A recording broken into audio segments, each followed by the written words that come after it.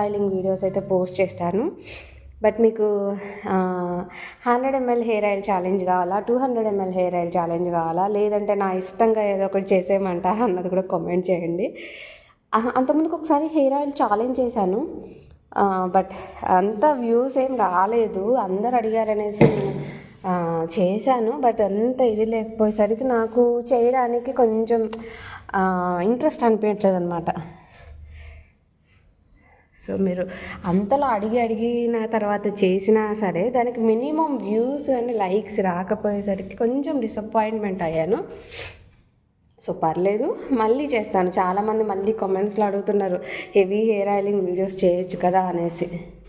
So definitely చేస్తానండి.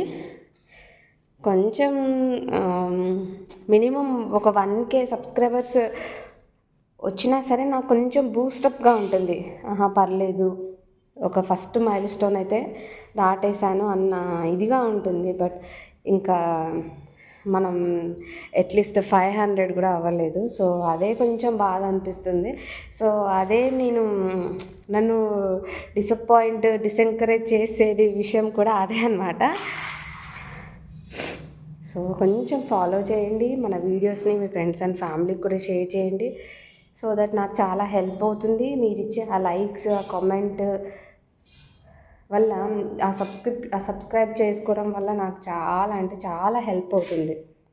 ఇంకా మంచిగా సపోర్ట్ చేస్తున్నారు కదా అనేసి ఇంకా ఇంట్రెస్టింగ్గా చేయాలనిపిస్తుంది అనమాట. సో అదనమాట. ఇంతసేపు చేస్తే హాల్ ఒకటి అయిపోయింది. ఇంకా బెడ్రూమ్ అయితే చాలా పని ఉంది.